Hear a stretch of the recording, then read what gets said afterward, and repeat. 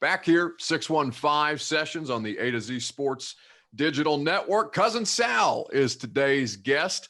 A lot of good stuff that we have ahead with Cousin Sal. You know him, of course, from the Bill Simmons Podcast. You know him from Jimmy Kimmel. You know him from the Fox Sports betting show that he has with Clay Travis, who our audience is decidedly undecided on, but I'm sure Sal has his own opinions. Sal, we appreciate you. We appreciate you stopping by, and we're happy to have you on to talk about the book that's coming out tomorrow. Thanks for having me. Yes, it's very exciting to talk to someone in Tennessee that doesn't look or sound like Clay Travis. But yeah, you're right. Thanks for having me on. No doubt. The book is You Can't Lose Them All, Cousin Sal's funny but true tales of sports gambling and questionable parenting. I got to tell you, Sal, the cover of the book is among my favorite things about it, just the visual image, because it projects exactly what this book is going to be about. And I want to talk at length about the book, but I would be remiss if we didn't start with football. How much money did Matt LaFleur lose people that bet on the Packers yesterday? What the hell was that? I don't know what the hell that was. And you know what? He had it all set up because he could have blamed Mike Pettin in that atrocious defensive call at the end of the first half. And then he had to go match it with an equally as atrocious call at the end of the second half. And we see now that hasn't happened, but for once in 40 years. I think Dan Quinn in 2015 was the last coach to kick a field goal down by that much, that close to the 2-minute warning. Otherwise, it hadn't happened before. I don't know why you take the ball out of Aaron Rodgers' hands, and Aaron Rodgers certainly doesn't understand it either, so much so that he is maybe considering going to another team. Who knows how that works out. But, yeah, everyone like me who had the Packers money line and thought they were the better team was miffed by that decision. God bless Aaron Rodgers for being as diplomatic as he is in these post-game press conferences, because I would be screaming bloody hell. And it's something that's actually carried us through an off-season day of local sports content, because, of course, Matt LaFleur was the offensive coordinator here under Mike Vrabel, who until yesterday, and may still have the title for the most cowardly coaching decision so far in the postseason, with the decision to punt on 4th and 2 from the Baltimore 40 and just ultimately, poop themselves in the middle of a home playoff game. It's been very, very interesting to see it play out.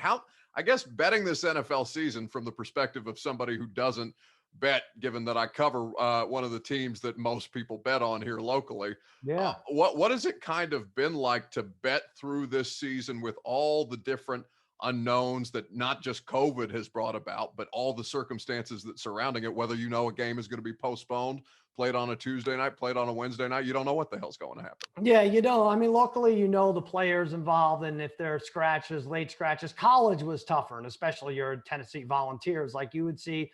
I don't know. I saw some examples where Virginia Tech lost 25 scholarship players, and they're like, okay, I'll bet the other side. And then Virginia Tech comes out and covers. So that was weird. That was hard getting used to. In the pros, is there such a thing as a home game when teams aren't, when they don't have fans? Well, it turned out Green Bay was 7-1 at home. Seattle was 7-1 before their playoff game at home. Kansas City, all the teams that play and perform well at home were still good at home. So I guess it didn't matter having the fans. But yeah, ultimately, aside from that, it was pretty much the same, just losing left and right on money line parlays and teasers.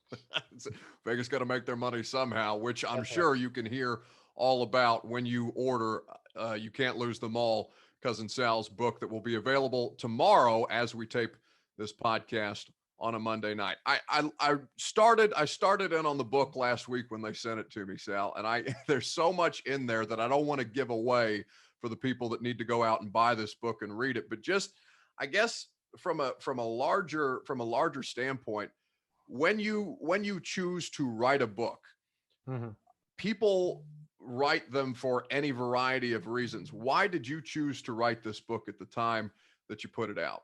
Well, basically, my agent, James Dixon, is a very big pain in the ass, and urged me to do this. And he's like, you got to do it, baby. I'm like, I don't know. I feel like I have 3 jobs and this is going to be tough. He's like, no, you just write like 20 minutes every day. I'm like, all right. And then, you sit down, and Bill Simmons he urged me as well. And he's like, and Bill wrote like a 7,000 page book or something. And I'm like, all right, if he could do that, I can knock out a couple 100 pages. I sat down and I outlined, like, what are the top 40 stories I would tell about my life and as it pertains to, sports gambling, and I pretty much came out with the 40 right away. I'm like, all right, let me flesh these out and see what we have. The problem is writing it over and over, not liking the first draft and everything else. I don't want to sound too self-important, but I made more of it than it was. And it took me a while to write this. And then COVID hit. I'm like, oh, how do I address this? And I'm like, you know what? I'm never going to be able to properly address this all said and done, because it's not over. I'll wait years before this book to release it. So I tried to just sum it up as much as I could. But the main thing is I had so many characters in my life. And they're a lot of them are family, and a lot of them are just friends that I went to college with. And I hit on that in almost every chapter. Yeah, I mean, it's so full of different life experiences. Because I mean, I'm just from the perspective. I'm 27 years old. Tennessee is new to sports gambling. Like it's a totally different environment, or a totally different worldview from the one that I read in your book, where you're basically committing a felony left and right multiple times a day. And now sports gambling is all but normalized, and soon will be more mainstream across the rest of the United States. I guess I don't even know if you can. I mean, I guess you would have to describe it since you wrote a book all about it, but just what is it like to kind of go through that day-to-day existence, understanding the legal implications of what it is that you're doing and still going about it anyway? Well, the crazy thing is I was probably at the height of my gambling insanity while I was in law school. So here I am studying up on laws and criminal law and, all this other stuff. And I'm taking bets and I'm making bets, and it was out of control, and collecting from people, and it was really bizarre. But yeah, like you said, and Tennessee is now legal. God bless them, and we need some of those bigger states to come through and for it to be kosher, and then we'll see people coming out of the woodwork. And because there certainly is still a stigma attached to gambling, the degenerate side of it, and people would much rather it be legal, much like the marijuana laws out here and about, people are constantly talking about vaping now. Celebrities come on my Cousin Jimmy's show and talk about it, every other day, every 3 days, they have a different story about it. Whereas, a few years ago, Sarah Silverman, Snoop Dogg, Woody Harrelson, Willie Nelson were the only punchlines related to marijuana. I feel the same is going on with gambling. You need Texas, you need California, you need Florida to ratify. You need some of the bigger states, New York, and then it'll really get going. Yeah, I mean, you talked about not wanting to sound self-important earlier, but like you've been a big part, I feel like, just in terms of people who consume mainstream media, whether it be from the Kimmel Show, Fox Sports, or Simmons Podcast. You've been a big part of that conversation that's kind of, changed any stigma that would be, or started to change any stigma that would be associated with gambling, in the same way that you just mentioned with marijuana. How different is that conversation as we sit here now in the year of the Rona 2021? It feels like it's never going to end. As opposed to when you were I mean, obviously it's significantly different from when you were in law school, but even in like the last 5 years, Sal. Yeah, I mean, even in the last year, I would say, and I was dumb enough to start a business on top of this book during the pandemic. The Extra Points Podcast Network, which we focus heavily on sports and sports gambling and comedy. And in doing so, I have to hire hosts who are, familiar with gambling. And I want a lot of those hosts, at least the sidekicks, to, be former athletes. And I have like Jeff Schwartz, I have TJ Hushmanzada on there. We have Kendrick Perkins doing a basketball podcast, the Betting Academy. But these guys you couldn't even find them, even a year and a half ago to talk about gambling. And like I said, I know they're out there, these athletes who gambled, former athletes mostly. I don't want to get anyone in trouble, but like I said, it needs to be a little more kosher for everyone to do a little more than dip their foot in the pond. Yeah, I think just from somebody, and I'm sure you've been through this with hiring people to work and to host for the Extra Points Podcast Network. How hard has it been to find hosts who are as fluent as you need to be in the language of gambling? Like I'm finding that from somebody who is largely, just because I cover the Titans and the local professional football team, I don't gamble on the NFL. There's just some kind of weird thing that makes me feel like it's something that I shouldn't be doing. Now, college basketball, Indiana will continue to break my heart until the end of time, because I'm going to suffer that way as somebody who went there. But how much have, or I guess, how difficult has it been to find people who are fluent in this language that day-to-day gamblers are going to be able to pick up on, much like golf and hockey zealots, and just eat you alive if you're not talking their language? Well, it's been very difficult. And like I said, the names I mentioned were, I'm very, very lucky to have them. TJ, Jeff, and now Kendrick for basketball. And I only think there's a handful out there that are known gamblers that I'm missing out on, that I haven't approached. And I think the tough part is, and I understand it, is, from a very young age in high school and college, they're told, hey, you bet on sports, you bet on this team, you bet on this sport, you're out. We're kicking you out. So they have that in their mindset. And as college players and as pro players now making millions of dollars, they don't want to rock the boat with a gambling scandal. And so as a result, they haven't been fluent in that language for their years in college and pros in their 20s and 30s. And it's tough to pick up. So I know I have a ton of ex-athletes that I love and I've talked to, and they're great at breaking down X's and O's. And then you throw a line at them and they're like, oh, I don't want to even deal with this. It's funny, on Inside the NFL, they just this year started betting against the spread. And, you see Michael Irvin, and you saw Brandon Marshall and Phil Simms in the beginning of the year. They're like, what is it? And they picked it up like that after a month. +6 is the routine, getting 6 points, -6. The team is laying 6 points. You have to win by 7 or more to cash in on your bet. And, just like any other language, you learn it and you get that muscle working over and over again, and you're going to be fluent in it. You think it's made the conversation around sports smarter? I think so. I'm trying to figure out, it's smarter in a different way, a different way to look at it, because let's face it, these pregame shows, they focus on nice interviews and stuff, coming of age interviews, but I put on a pregame show. I want to know who I'm putting in my fantasy lineup and who I'm betting on Sunday. That's it. That's all I want to know. So, and to add to that, you got Al Michaels is probably the only one honest about it in a 31-13 game that people aren't otherwise inclined to tune into for the fourth quarter. You still got the over-under on the line. So that's why people are watching. Fantasy players, that's why people are watching. So, it's smarter in that they're talking to an audience that's still there and there for a reason.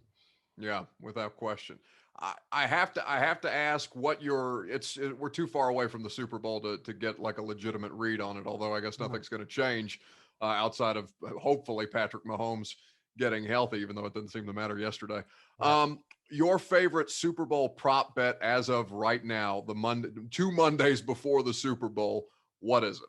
Oh man, I have, the prop bets, the good ones, the juicy ones haven't come out yet. I'm guessing it'll be red Gatorade, right? Because it's usually the color of the team. If it's not clear, you go with the Gatorade color of the team, and both teams are sporting red in a boring matchup color-wise.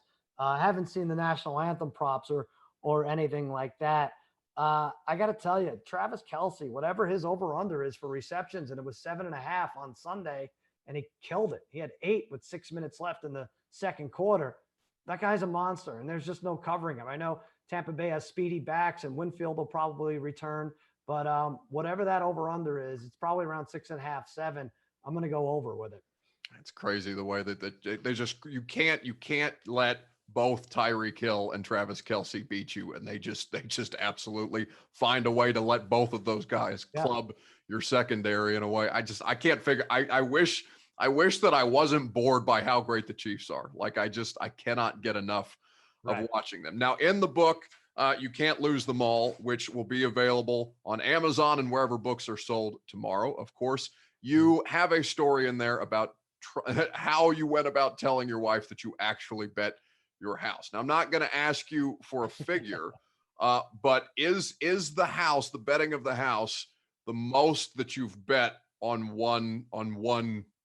Oh, interesting. Yeah, I guess so. Well, depends on how much. Because I don't want to pry too deep. I don't want to get into personal matters. There's the mortgage, and then there's how much I'm into the mortgage. So yeah, no, but either way, it's definitely the most I've put up. And let's face it, we have to count the marriage in there too, because my wife would have left me, and then I'm penniless anyway. So yeah.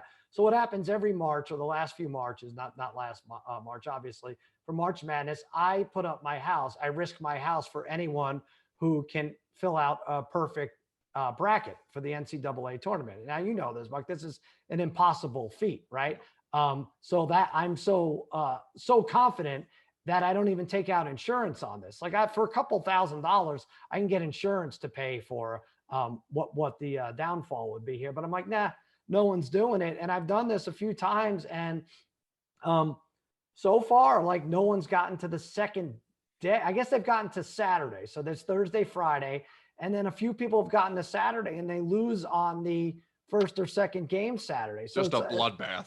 In a sick way, it's not even a challenge for me. And I'm like, oh, come on, win another day. And but with the wife, it was on our way to Valentine's Day dinner when I first broke the news to her, and she started sobbing. And then again in the restaurant, and I assured her it was going to be all right. And my Aunt Chippy slapped me around. No one in the family thought it was a good idea. And, eventually I'll get hit by this. I'll make it like the first 2 rounds, or I'll make it like the play-in game gets my house. I'll do something stupid, and it'll bite me in the ass, I'm sure. But for now, to fill out a perfect bracket, it ain't happening. No, right? So, I mean, literally survive in advance. You really right. tested the limits on that one. Sal mentioned Aunt Chippy. You can read all about Aunt Chippy and how she got Sal into gambling at a very, very young and influential age. So many great stories in You Can't Lose Them All. Cousin Sal's new book, it'll be available on Tuesday as you're hearing this podcast on Amazon, wherever books are sold. You can subscribe, rate, and review to the Extra Points Podcast Network, where Sal and all of the hosts that he just mentioned are pumping out great sports gambling content for you to consume. Bill Simmons Podcast, Jimmy Kimmel, Fox Sports. My man's all over the place. He's starting a business. He's writing a book in the middle of a global pandemic. Sal, I really appreciate you spending some time. Godspeed on the book tour, and we appreciate you hanging out here on the 615 session. I appreciate you having me on. Thanks, Mac. Buck, appreciate it.